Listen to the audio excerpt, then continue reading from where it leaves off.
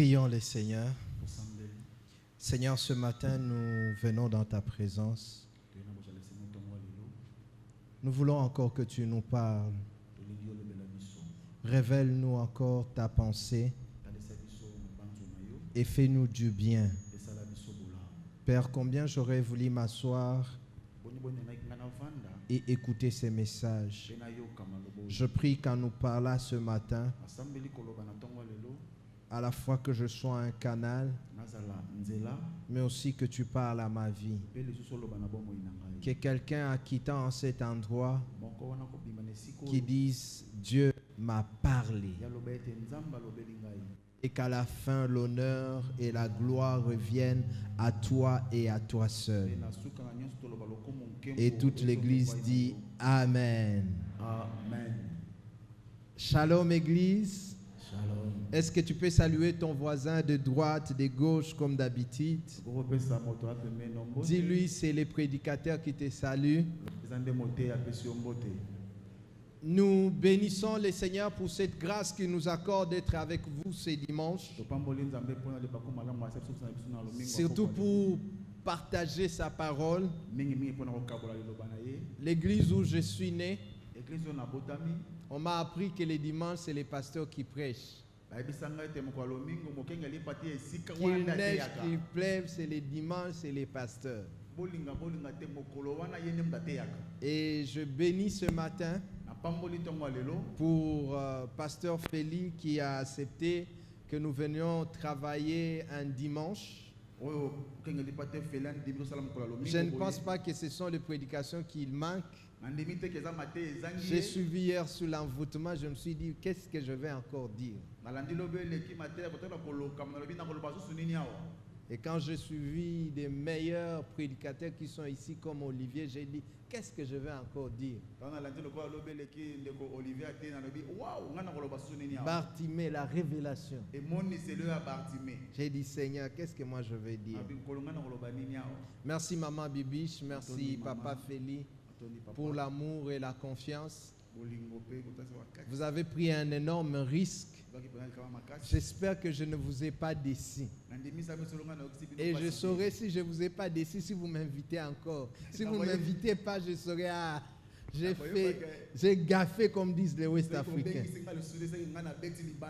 Comme on vous a dit, je réponds au nom de Benjamin Pungimoke. Je suis serviteur de Dieu au sein de la maison de miséricorde. Et cette semaine, j'ai eu beaucoup d'appels. On m'a dit, depuis quand tu es à Gombe? Je ne suis pas du centre missionnaire Philadelphie Gombe, mais je suis d'une extension de Gombe. Alors, les gens de la communication, ne me créez pas de problème. Je ne suis pas venu seul, je suis venu avec mon épouse, vous l'avez vu. C'est la plus belle femme du monde. Je sais que vous ne direz pas Amen, mais moi je dis Amen. Oh, maman, beta maboko. C'est depuis mercredi que nous sommes ici en train de parler autour de ce merveilleux sujet. Et toutes les familles de la terre seront bénies en toi. Et Dieu m'avait mis à cœur de parler sur les 4 préalables de la bénédiction divine. Nous avons vu qu'est-ce que c'est un préalable. Nous avons vu qu'est-ce que c'est la bénédiction. Et je ne saurais pas vraiment revenir. Nous avons donné le tout premier préalable qui est le lieu d'affectation. Le deuxième préalable, c'est la crainte de l'Éternel. Et le troisième préalable, c'est l'écoute de Dieu. Ce dimanche, j'aurais voulu parler du 4e préalable. Mais il y a un message fort que le Seigneur a mis dans mon cœur et que j'aimerais nous partager. Permettez donc que je ne parle pas du 4e préalable, mais que je donne ce message que Dieu a mis dans mon cœur et que je sais qu'il nous fera du bien. Et avant même de prêcher, j'aimerais vous avouer une chose. Le message que je vais nous donner ce matin est un message difficile. C'est un message que j'ai du mal à prêcher parce que je suis concerné à 90%. Vous savez, il y a des messages quand tu prêches, tu les donnes facilement. Mais il y a d'autres messages, tu dis j'aurais voulu m'asseoir moi-même et écouter ces choses. Je suis dans Genèse chapitre 28, verset 20 à 22. Genèse 28. Verset 20 à 22. Lisons la parole du Seigneur. Jacob fit un vœu en disant: si Dieu est avec moi et me garde pendant ce voyage que je fais, et s'il me donne du pain à manger et des habits pour me vêtir, et si je retourne en paix à la maison de mon Père, alors l'Éternel sera mon Dieu, et cette pierre que j'ai dressée pour monument sera la maison de Dieu, et je te donnerai la dîme de tout ce que tu me donneras, parole du Seigneur. Amen. Si le message de ce matin pourra nous donner quelques notions, au-delà des notions et des choses que nous apprendrons ici, le Seigneur m'a donné 3 choses. Il m'a dit premièrement, ce message sera comme un rappel pour quelqu'un, pour te dire des choses que tu connais déjà. Mais de 2, il m'a dit ce message sera une interpellation. Pour certains, ils auront l'impression qu'on a dit leur vie au prédicateur. Et à cela, j'aimerais vous demander d'être sincère. Si vous avez l'impression qu'on a dit votre vie au prédicateur, ne cachez pas. Ne cachez pas. À la fin, approchez pour que nous prions pour vous. Et enfin, pour d'autres, ça sera comme une prévention pour leur dire ne faites pas ces choses. S'il y a un thème à donner à ce message, je l'ai intitulé les chrétiens et le vœu. Les chrétiens et le vœu. Dans ce message, nous parlerons de 4 choses. Premièrement, nous verrons qu'est-ce que c'est un vœu. De 2, nous verrons pourquoi est-ce que les gens font un vœu. De 3, nous parlerons du caractère intrinsèque du vœu. Et enfin, nous allons finir en donnant la pensée biblique sur le vœu. Je répète, qu'est-ce que c'est un vœu? Pourquoi est-ce que les gens font le vœu? Troisièmement, le caractère intrinsèque du vœu. Et enfin, la pensée biblique. Qu'est-ce que la Bible dit sur le vœu? Et avant de continuer, j'aimerais me rassurer si j'ai un public qui connaît ces choses. Y a-t-il en cet endroit quelqu'un qui a déjà fait un vœu à Dieu? Un jour tu as fait le vœu à Dieu, élève juste ta main. Y a-t-il quelqu'un qui n'a jamais fait de vœu?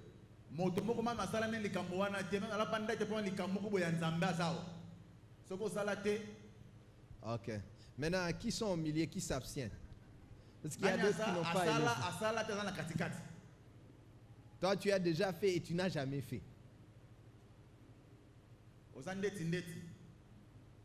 Qu'est-ce donc un vœu? La première définition, c'est celle du dictionnaire. Larousse définit le vœu comme étant une promesse faite à une divinité afin d'obtenir une faveur. La promesse faite à une divinité afin d'obtenir une faveur. Toujours le dictionnaire renchérit et dit que le vœu c'est aussi une promesse faite à une divinité en guise d'un remerciement à une prière exaucée. La deuxième définition, c'est l'origine même du mot vœu. Il tire sa source du mot hébreu qui est le nom Neder.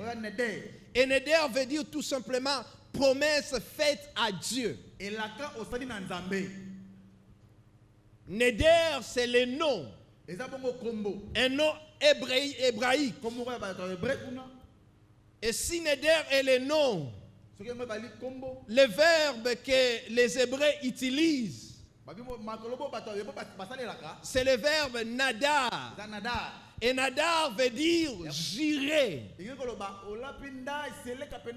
Tu jures. Alors, comprenons qu'il y a trois choses. Premièrement, le vœu c'est un engagement qu'on prend en âme et conscience. Je reviendrai. Deuxièmement, le vœu c'est un serment que l'on fait.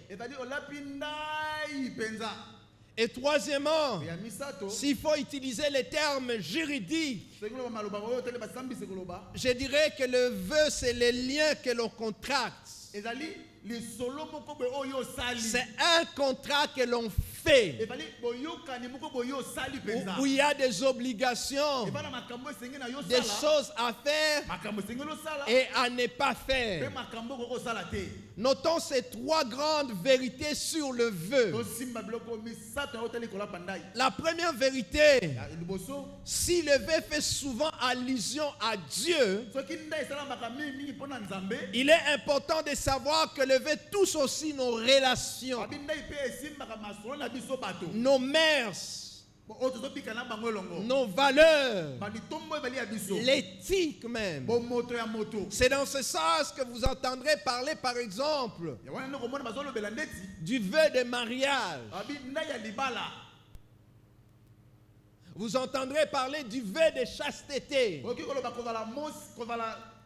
Un jeune homme qui dit, moi je ne connaîtrai pas de femme.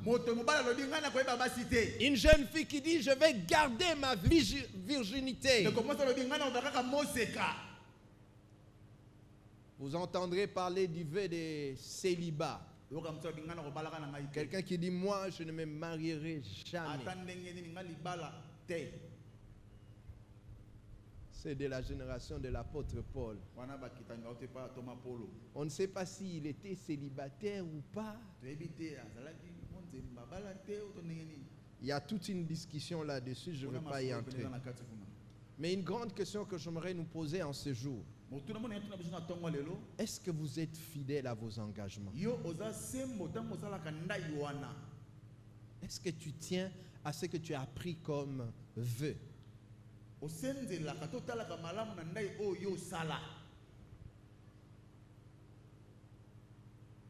Deuxième vérité à noter, c'est que la loi de Moïse, et quand je parle de la loi de Moïse, je vois les 10 commandements. Il n'y a aucune prescription sur le vœu. Si vous commencez les premiers commandements, les deuxièmes, les troisièmes, jusqu'au 10e, aucun commandement sur le vœu. Cependant, si Moïse ou sa loi n'a pas dit quelque chose sur le vœu, il est important de savoir que la loi de Moïse est revenue réglementer le vœu. C'est comme ça que Nombre chapitre 30, Nombre 30, verset 1 jusqu'au verset 17, Moïse prend le temps de parler sur le vœu. Même si cela ne fait pas partie des 10 commandements, il est venu quand même le réglementer. On en parlera tout à l'heure. Mais notez déjà Nombre chapitre 30, verset 1 à 17. Troisième et dernière vérité, c'est que le Dieu de la Bible veut que nous soyons fidèles à nos vœux. Dans Nombre chapitre 30, verset 3, il est clair à ce sujet et il dit ceci: lorsqu'un homme fera un vœu à l'Éternel ou un serment pour se lier par un engagement, la Bible dit il ne le violera point. Il ne le violera point. Il agira selon tout ce qui est sorti de sa bouche. Si Nombre s'arrête qu'à un engagement vis-à-vis de Dieu, Jésus est parti plus loin. Dans Matthieu chapitre 5, verset 37. Il va même à toucher nos relations, nos engagements en tant qu'humains. Il dit que votre parole soit oui, oui, non, non. Et il ajoute quelque chose que j'aime. Il dit ce qu'on y ajoute vient du malin. Vous savez, dans le monde, il y a des gens qui ne savent pas dire non.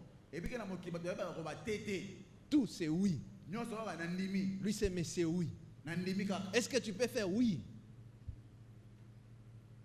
Mais Jésus dit ceci: que votre oui soit oui et votre non soit non. Des fois il faut savoir dire non. Amen. Amen. Tout enfant de Dieu doit apprendre à honorer les paroles qui sortent de sa bouche. Je pose cette question et je vais la poser tout au long de ce message. Sommes-nous fidèles aux paroles qui sortent de nos bouches?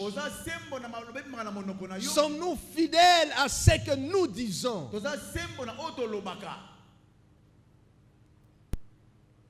Pour comprendre le vœu, il est important que vous puissiez noter ceci. En Israël, il existait 3 types de vœux. En Israël, il existait 3 types de vœux. Le premier type de vœu, c'est ce qu'on appelait le vœu de consécration. Est-ce qu'on peut tous dire vœu de consécration? Qu'est-ce que c'est un vœu de consécration? Le vœu de consécration, c'était un acte par lequel on offrait à Dieu une personne, un bien ou une chose. Quelqu'un décidait d'offrir à Dieu une personne, un bien ou une chose. Et il y a 3 choses à retenir sur ces vœux. La première des choses, c'est que la chose offerte à Dieu devenait propriété privée de Dieu. La chose ou la personne que l'on offrait à Dieu, elle cessait d'être votre bien ou votre chose pour devenir propriété privée de Dieu. Si j'utilisais les termes juridiques, on perdait l'usage, le droit d'usage. Si je prends le micro, je dis je donne à Dieu, ça cessait d'être mon micro, mais ça devenait maintenant micro de Dieu. Mais la deuxième des choses, c'est que cette personne ou cette chose offerte à Dieu devait rester au service de Dieu dans les tabernacles. Nous sommes en train de parler du vœu de consécration. Et la troisième des choses, si toi, la personne qui a offert cette chose-là, tu voulais l'utiliser encore. En Israël, on payait ce qu'on appelait le prix des rachats. Dis à ton voisin le prix des rachats. Nous avons un bel exemple dans 1 Samuel chapitre 1er, verset 11, verset 24 et verset 28. On nous présente un exemple de ce vœu. La Bible parle de Anne. Elle fit un vœu en disant: Éternel des armées, si tu daignes regarder l'affliction de ta servante, si tu te souviens de moi et n'oublie point ta servante, si tu donnes à ta servante un enfant mâle, elle dit: je le consacrerai à l'Éternel pour tous les jours de sa vie, et le rasoir ne passera point dans sa tête. Voyez avec moi ce que Anne fait au verset 24. La Bible dit: quand Élie sévrait l'enfant, elle fit monter l'enfant et elle prit 3 taureaux, un épha de farine et une outre de vin. Et la suite est intéressante. Elle amena l'enfant dans la maison de l'Éternel à Silo. Et la Bible dit: l'enfant était encore trop jeune. J'aime le verset 28. Écoutez ce que Anne dit lorsqu'elle présente l'enfant au sacrificateur Élie. Il lui dit: je vais le prêter à l'Éternel, et il sera toute sa vie prêté à l'Éternel. Et accepte de perdre cet enfant. Je l'amène, je le prête à l'Éternel, pas seulement aujourd'hui, mais toute sa vie. Deuxième type de vœu en Israël, c'est ce qu'on appelait le vœu d'abstinence. Dis à ton voisin le vœu d'abstinence. Le vœu d'abstinence, c'est le vœu par lequel on renonçait pour la gloire de Dieu à une chose qu'on jugeait légitime. C'est ton droit. Mais tu dis: pour la gloire de Dieu, j'accepte de perdre le droit. Et parmi le vœu d'abstinence, il y avait les gènes. Les gènes où quelqu'un décidait: c'est mon droit de manger, mais pour la gloire de Dieu, je ne vais pas manger. En dehors du gène, il y avait ce qu'on appelait les naziréens. Dans Nombre chapitre 6, on nous présente une catégorie de personnes qu'on appelait les Naziréens. Et les Naziréens avaient plusieurs conditions. Première condition: ils ne devaient pas couper leurs cheveux. Les rasoirs ne devaient pas passer dans leurs cheveux. C'était leur droit de garder les cheveux. Mais pour la gloire de Dieu, ils ne devaient pas faire passer les rasoirs. Deuxièmement, les Naziréens, même quand ils avaient deuil, ils n'avaient pas le droit de s'approcher d'un cadavre.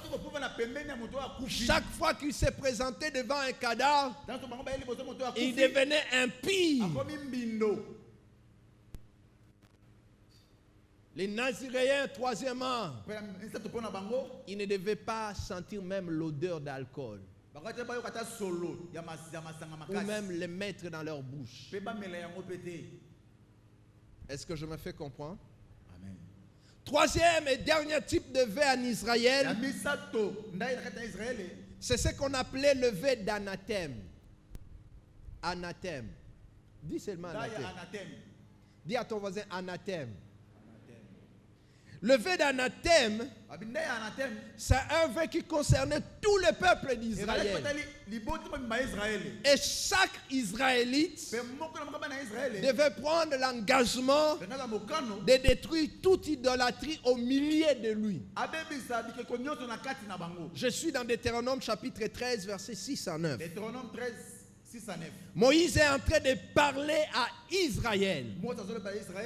Et on peut sentir même la sérénité de ses vœux. La Bible dit ceci. Si ton frère, fils de ta mère, ou ton fils, ou ta fille, ou la femme qui repose sur ton sein,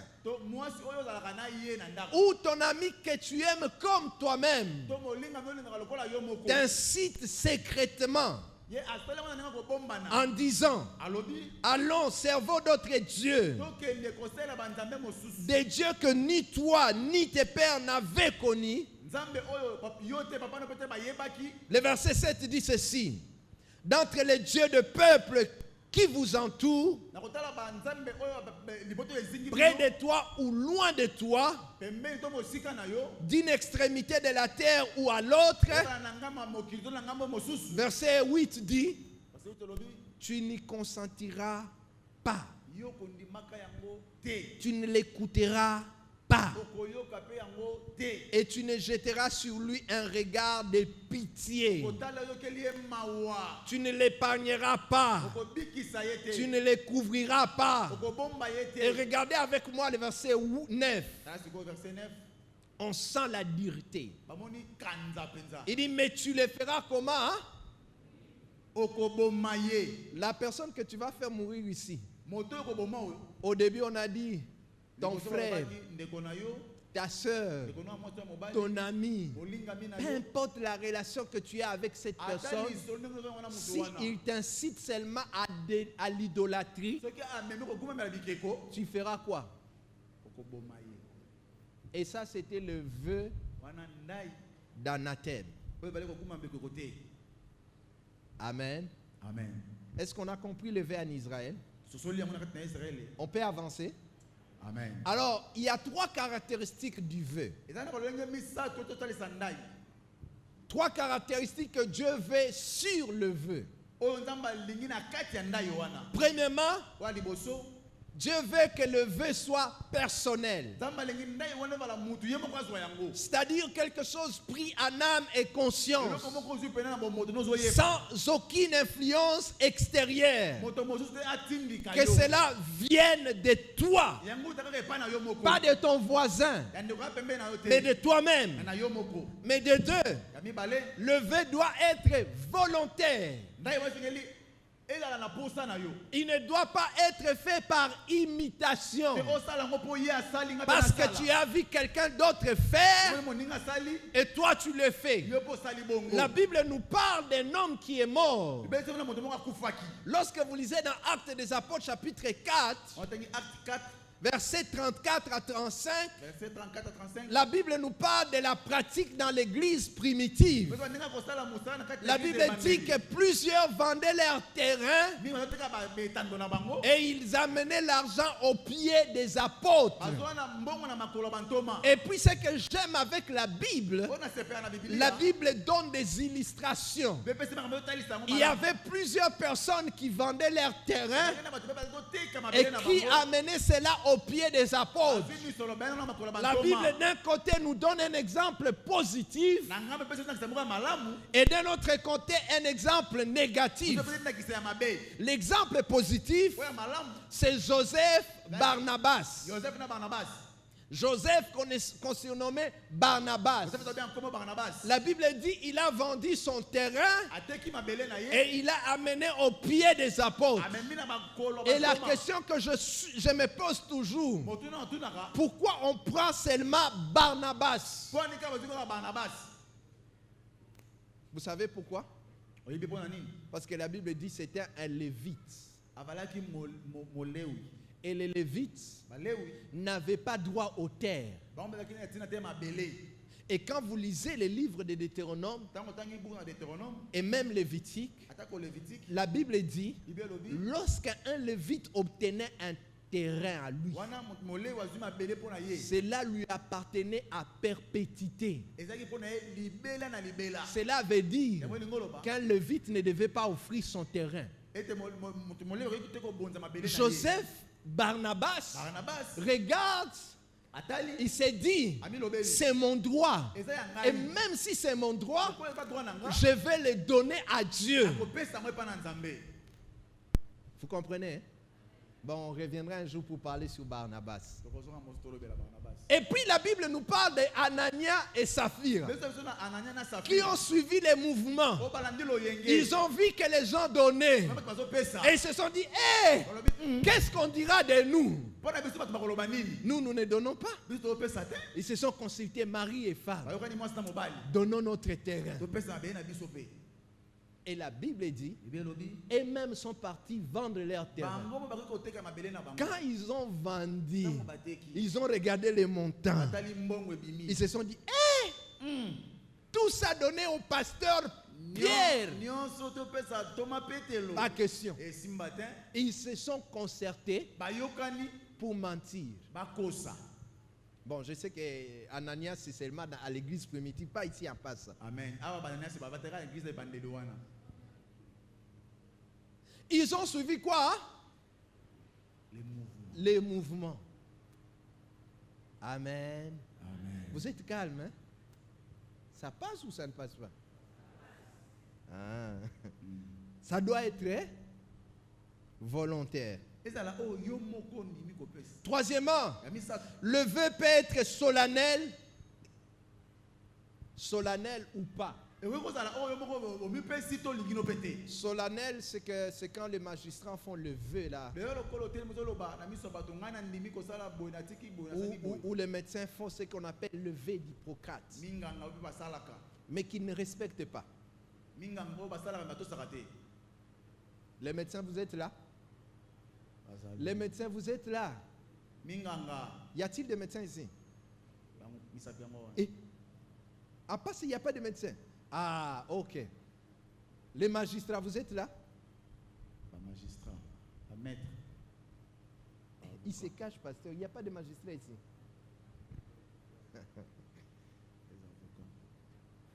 Tu fais un serment. C'est un vœu.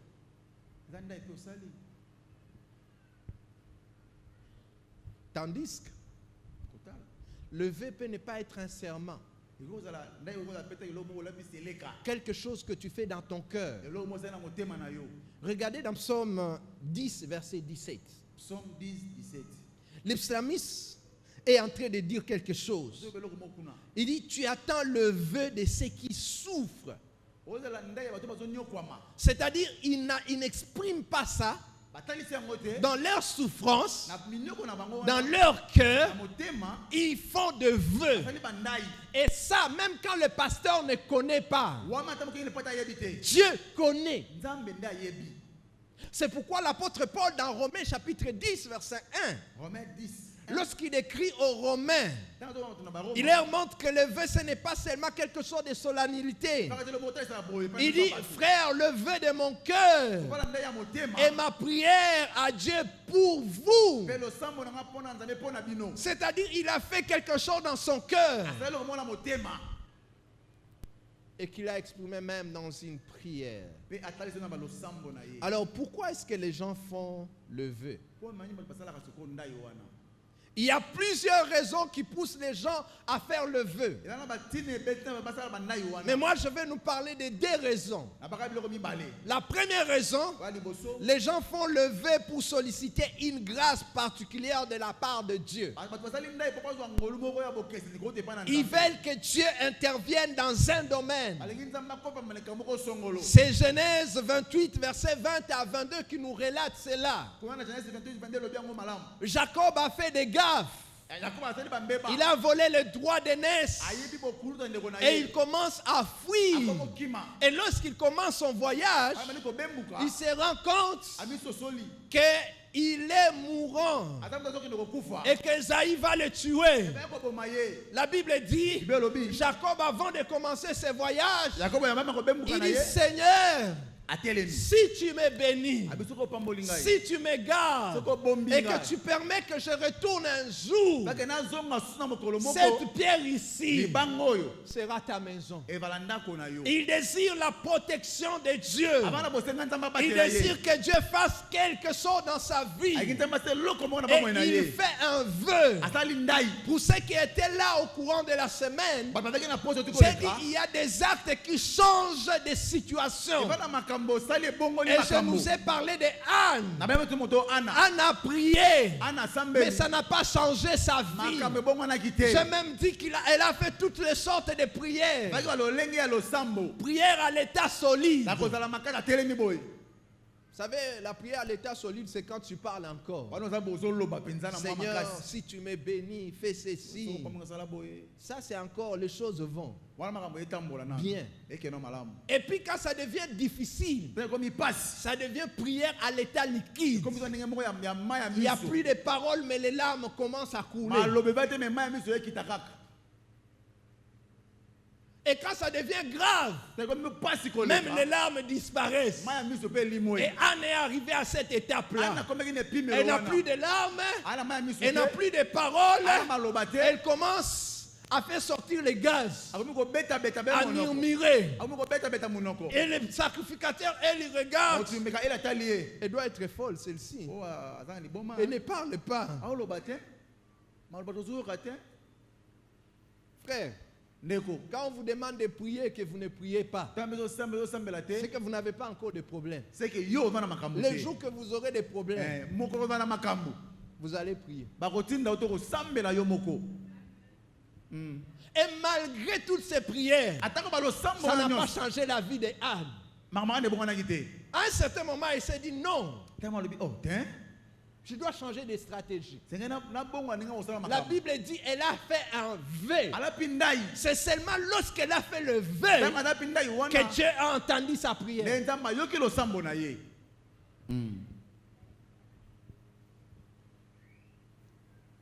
De deux, les gens font le vœu à cause de l'angoisse ou de la peur de mourir. Il y a des gens ici, ils n'ont pas encore fait de vœu. Mais quand ils sont face à la mort, les médecins regardent, ils te disent, c'est fini pour toi. Tu te dis, hey Seigneur, si tu me guéris seulement, je te servirai. Et toi-même, tu seras surpris. Seigneur, si tu me guéris de cette maladie, même si le pasteur Félix refuse que je serve, Dieu, tu verras toi-même. Et Dieu attend. Et quand tu es guéri, tu oublies Dieu. Dans Jonas chapitre 1er verset 16, Jonas 1, 16. Jonas est en train de fuir la mission.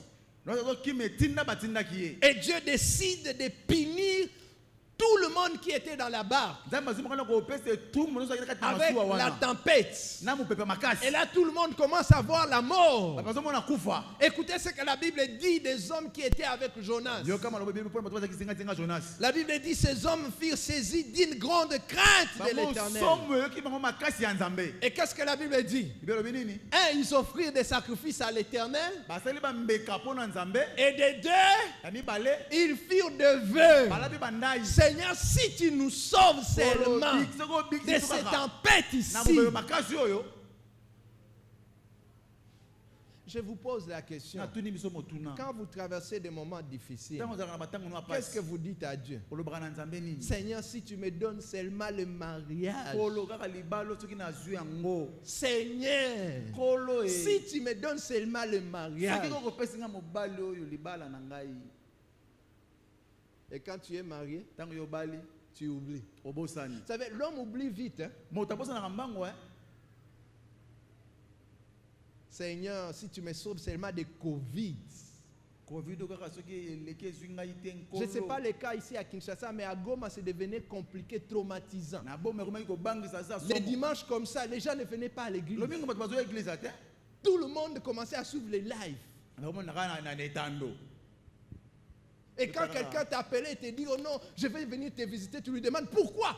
Bon, on commençait même à prendre des pasteurs, commençaient à mourir. Et qu'est-ce que les gens n'ont pas fait comme de vœux? Seigneur, Covid est fini. Ils ont oublié. Pasteur Félix, je ne sais pas, aujourd'hui il n'y a pas d'amen. Est-ce que les gens sont en train de suivre ou comment?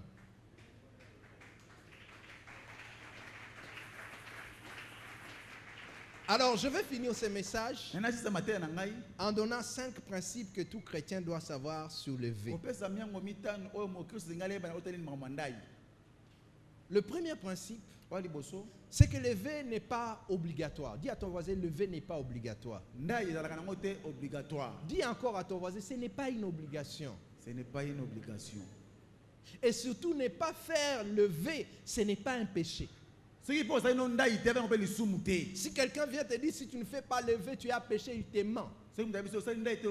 Lisons Deutéronome 23, verset 22. Deutéronome 23, verset 22. Deutéronome 23, verset 22. Deutéronome 23, verset 22. La Bible dit ceci.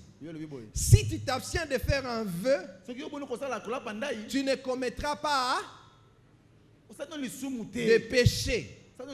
La version d'Arby le dit mieux. Si tu t'abstiens de faire un vœu, il n'y aura pas de péché sur toi. Amen. Hein? Amen. Amen. Hein? Est-ce que je me fais comprendre? Ne pas faire le vœu, ce n'est pas un péché. Et ce n'est pas obligatoire. Tu n'es pas obligé de le faire. Deuxième principe. Si le vœu ne nous est pas obligé, sachez qu'une fois que tu as fait le vœu, que ça soit dans ton cœur, que ça soit par la bouche, cela devient une obligation. Tu dois l'accomplir. Je ne sais pas si je me fais comprendre. Tu n'es pas obligé de faire un vœu. Mais dès l'instant que tu fais le vœu, tu as l'obligation de l'accomplir. Deutéronome 23, verset 23. Deutéronome 23, 23. Est-ce qu'on peut les lire ensemble? 1, 2, 3. Mais tu observeras et tu accompliras ce qui sortira. Par conséquent, le vœu que tu feras. Je dis à l'église, vous n'êtes pas obligé de faire un vœu. Mais dès l'instant que vous le faites, vous êtes obligé de faire quoi? Asaph va plus loin. Dans Psaume 76, verset 12. Psaume 76, verset 12. Il dit ceci, faites des vœux à l'Éternel et accomplissez-les.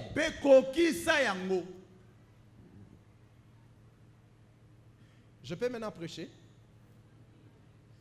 Église. Notez ceci. Tout vœu non accompli est un péché. Je répète, tout vœu non accompli est un péché. Pasteur Félix, plusieurs vont se retrouver en enfer juste à cause d'un vœu qu'ils n'ont pas accompli.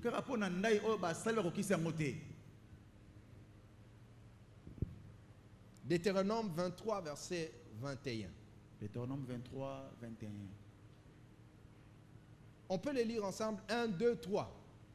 Si tu fais un vœu à l'Éternel, ton Dieu, tu ne tarderas point. Si tu fais un vœu à l'Éternel, tu ne tarderas point C'est-à-dire, il ne faut pas prendre beaucoup de temps. Il faut l'accomplir vite. Pourquoi? Car l'Éternel, ton Dieu, il te demandera des comptes. Et de deux, lui-même, il te chargera du péché. Donc, aye apakolio masumu yemoko. Est-ce que vous me comprenez? Amen. Dieu te demandera des comptes. Et puis de deux, lui-même viendra et il te chargera du péché.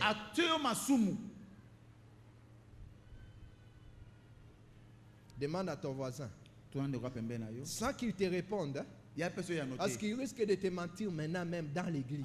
Pose-lui la question, est-ce que tu as déjà accompli ton vœu là? Et dis-lui, ne me réponds pas s'il te plaît. Parce qu'il y a quelqu'un qui peut te dire oui alors qu'il est en train de mentir dans la présence du Seigneur. Frères et sœurs, les péchés ce n'est pas seulement voler. Les péchés ce n'est pas seulement tuer. Les péchés ce n'est pas seulement la prostitution. Le péché c'est aussi ces vœux-là que tu n'accomplis pas.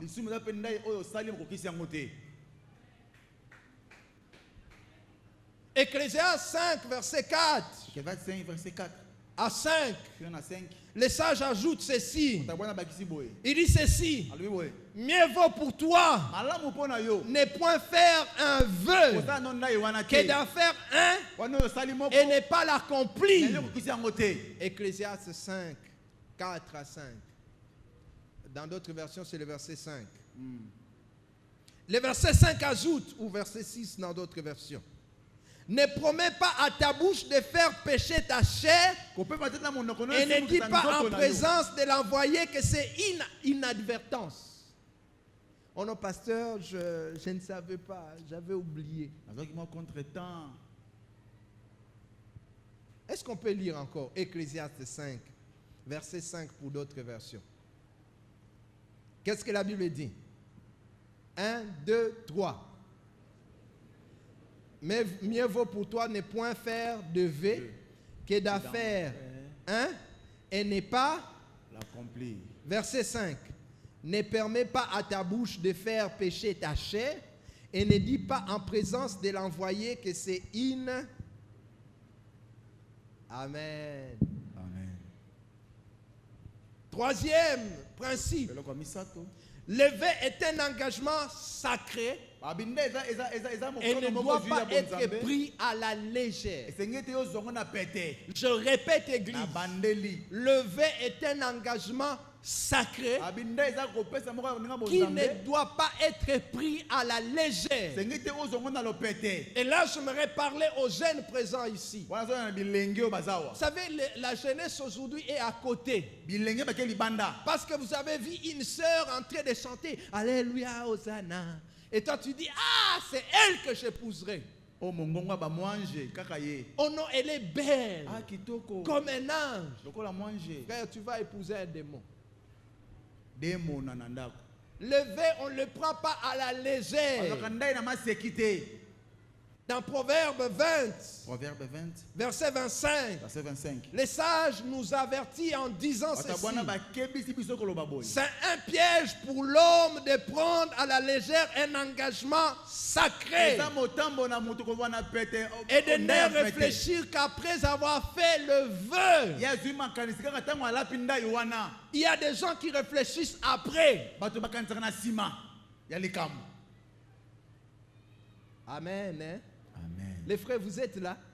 Des frères, je t'aime. Il a dit je t'aime à toutes les filles de la chorale. Frère, je t'aime. Après un temps, il réfléchit. Ce n'est pas elle. Bon, il n'y a plus d'amen aujourd'hui. Dis à ton voisin, on ne doit pas prendre à la légère un vœu. C'est quelque chose que tu dois réfléchir. Il faut tu réfléchis avant de le prendre. Vous savez, des fois, permettez que j'en parle. Le problème, ce n'est pas l'église, le problème aussi, c'est la chair. Je vais parler, par exemple, de l'appel de fonds. L'appel de fonds est biblique. Il y a plusieurs fois dans la Bible où on a eu à faire des appels de fonds. Mais des deux, nous ne tenons pas compte de la manière biblique. Je prends le cas de Moïse. Moïse veut construire le tabernacle. Il fait un appel de fonds. Regardez la stratégie de Moïse. Il donne le besoin. Nous avons besoin de ça, ça, ça, ça. Si vous lisez bien la Bible, il a laissé partir le peuple dans leur maison. C'est ce que la Bible dit. Et ils sont allés à la maison pour réfléchir.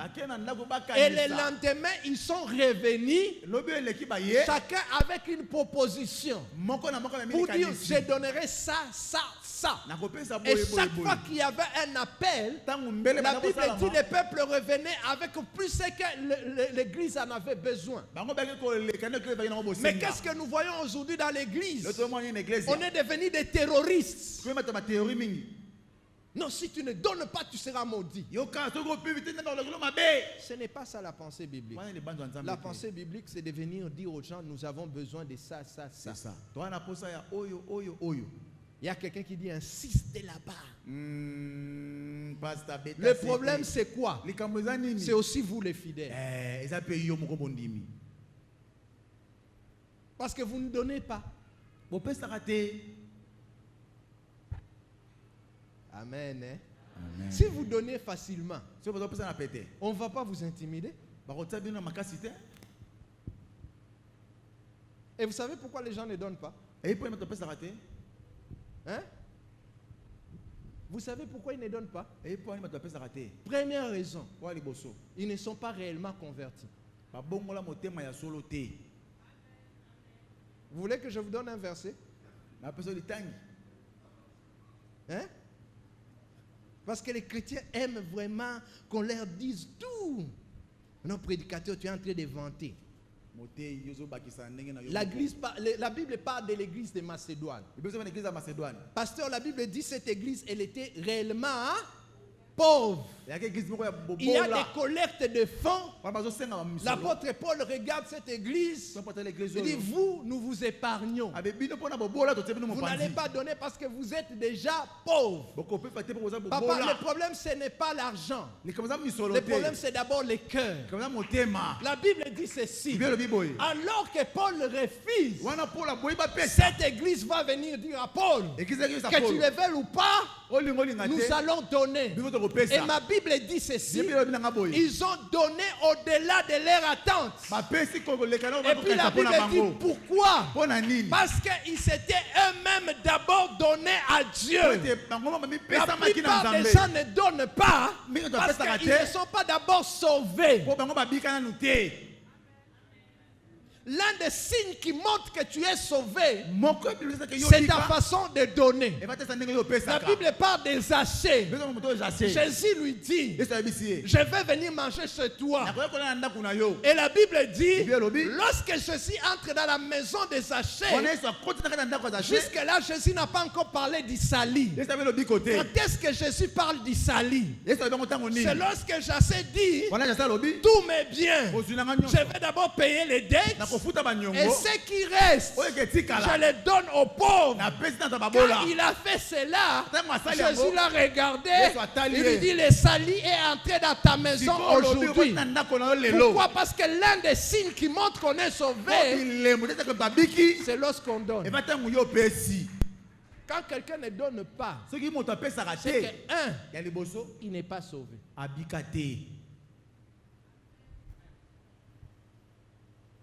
Pour donner, on doit d'abord faire un appel. Tu n'es pas sauvé. Deuxième raison, c'est parce que tu ne reconnais pas qui est ta source. Frère, le jour que tu comprendras que tu n'es qu'un gérant, tu n'auras pas de problème à donner. Si je suis ton chef, et toi tu es gérant, je viens demander mon argent, est-ce que tu vas me donner des explications? Non. Mais c'est ce que nous faisons à Dieu. Paul dit ceci. Qu'est-ce que nous avons que nous n'avons pas reçu?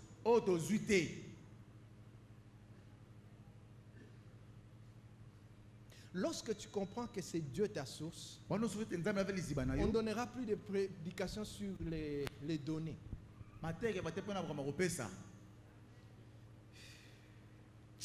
Le temps est fini, je ne saurais pas dire certaines choses. Alors, quatrième avant-dernier principe, c'est dans Nombre. Chapitre 30, verset 1 à 17. On ne saura pas tout lire, mais j'aimerais vous donner 3 synthèses de ces nombres. Première synthèse, c'est que le vœu d'un enfant ou d'une femme mariée doit être au préalable autorisé par les parents ou par son mari.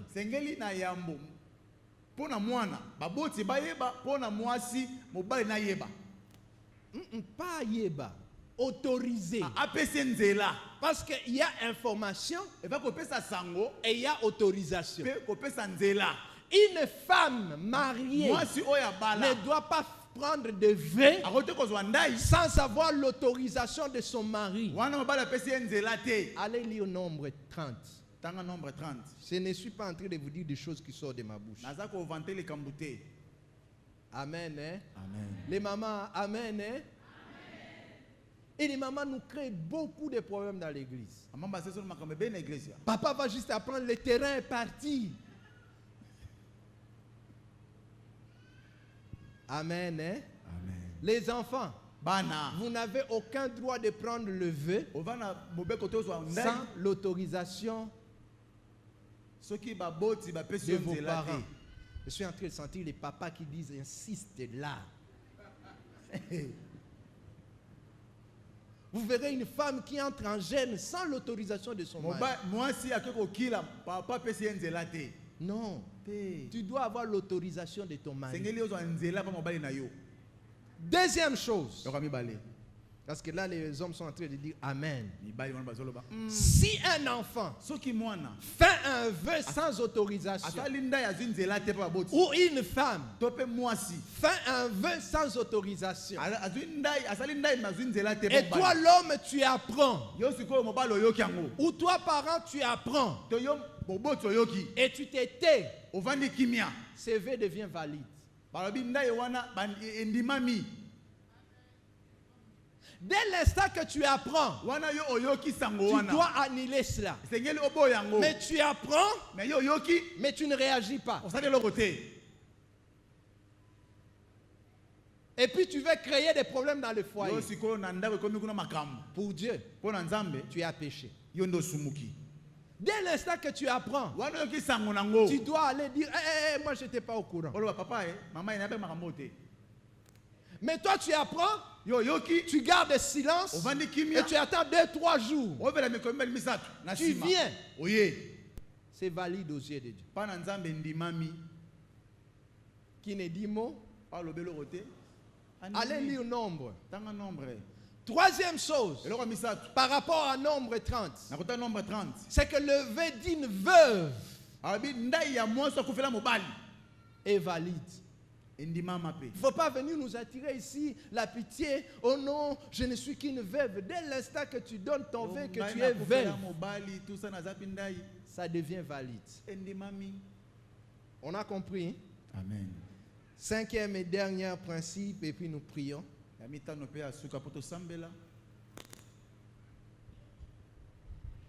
Le bien mal acquis. La richesse mal acquise. L'argent mal acquis ne doivent pas faire l'objet d'un vœu. Et j'aimerais le dire à l'église. Chaque fois que vous offrez quelque chose qui a été mal acquis, vous vous attirez la malédiction.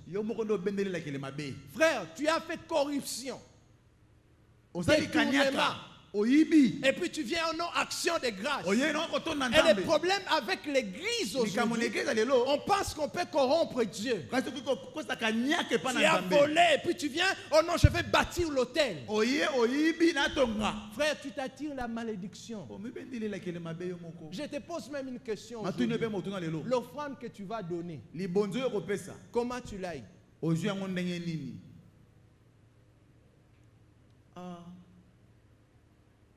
Si tu l'as eu par le voie mal, n'amenez pas. On peut lire la parole de Dieu. Deutéronome 23, 18. Deutéronome 23, 18. Deutéronome 23, 18, et c'est par là que nous nous arrêtons. Lisons 1, 2, 3. Tu n'apporteras point dans la maison de l'Éternel ton Dieu les salaires d'une prostituée. Ah, les salaires d'une prostituée. Encore? Ni les prix d'un chien. Pour l'accomplissement.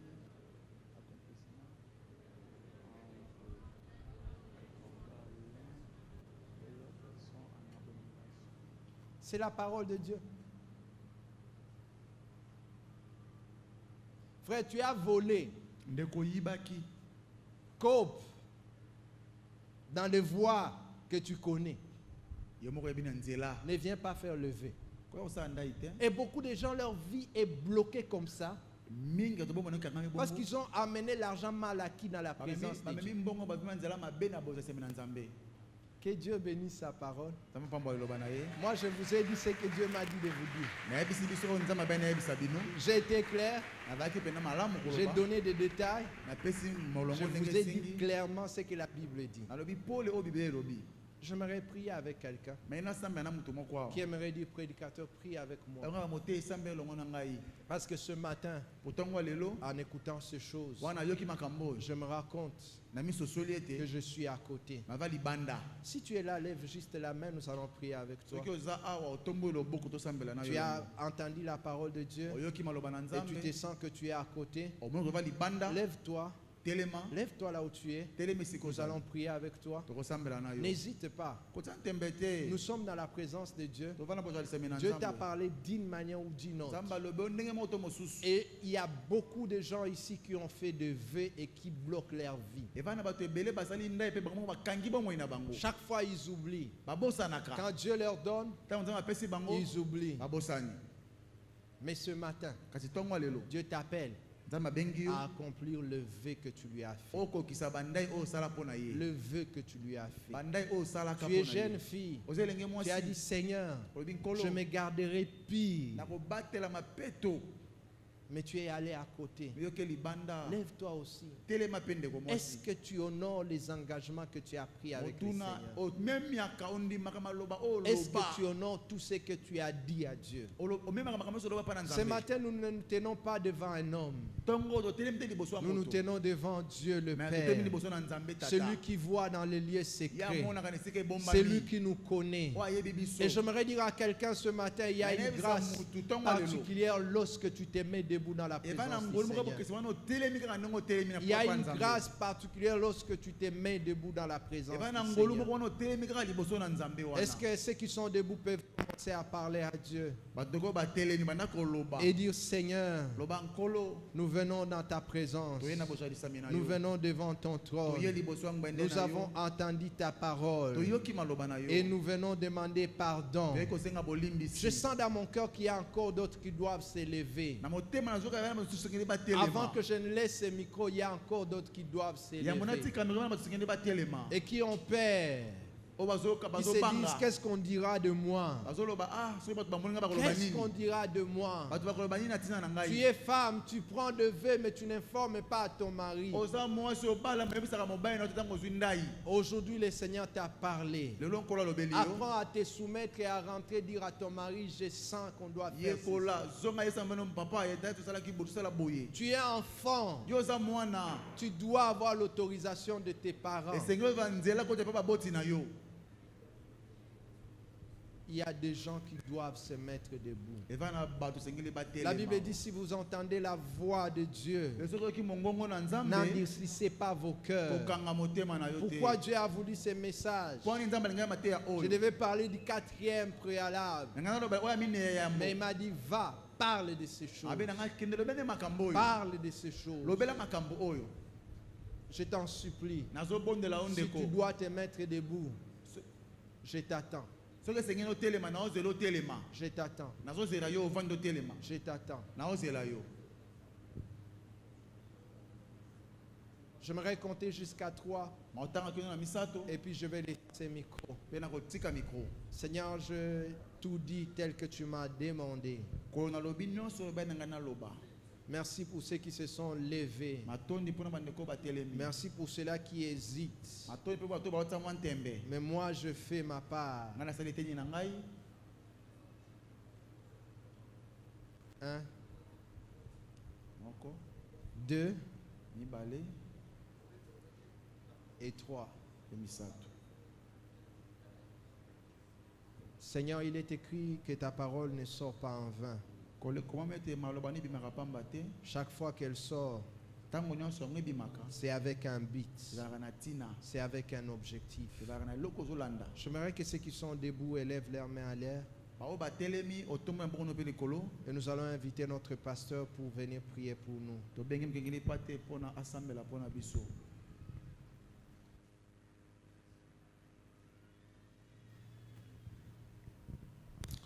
Dieu notre Père, on pouvait même penser que c'est toute l'Église qui devait se tenir debout. Il y a des gens qui ont fait des vœux par rapport au service de l'Éternel. Combien de gens ont fait des vœux disant si je le travaille, je ferai ceci. Combien de gens ont promis des micros à l'église? Combien de gens ont promis des sacs de ciment? Seigneur, nous n'avons qu'un mot ce matin. Nous n'avons qu'un mot ce matin. C'est celui, Seigneur, d'implorer ta miséricorde devant ton peuple, ô Dieu, qui s'est tenu debout, humblement, Seigneur. Parmi eux, Seigneur, il y a des jeunes filles, il y a des jeunes garçons, il y a également des mamans, il y a également des papas. Je prie, ô Dieu, à cause de leur sens d'humilité, que tu puisses leur pardonner, que tu puisses donner ce qui est meilleur, afin que, Seigneur éternel, ô Dieu, qu'ils ne tombent pas dans le piège de la désobéissance. Ô Dieu, ô Dieu, nous savons également que la réparation est biblique. Mais pour qu'ils arrivent à réparer, il faudrait que d'autres, ils ont besoin de moyens. Je prie pour que tu leur accordes le moyen. Seigneur, il y a d'autres qui ont besoin de la bonne santé pour te servir. Il y a d'autres qui ont besoin du temps. Seigneur, je prie, Seigneur, en ce qui concerne tout un chacun d'eux. Seigneur, que tu étendes ta main. Ta parole n'est pas sortie en vain. Il y a d'autres qui ont même subi, Seigneur, le poids de cette malédiction par le fait qu'ils n'ont pas obéi à ta parole, par le fait qu'ils n'ont pas accepté accomplir la parole, Seigneur. Il y a une force, Seigneur, dans l'engagement.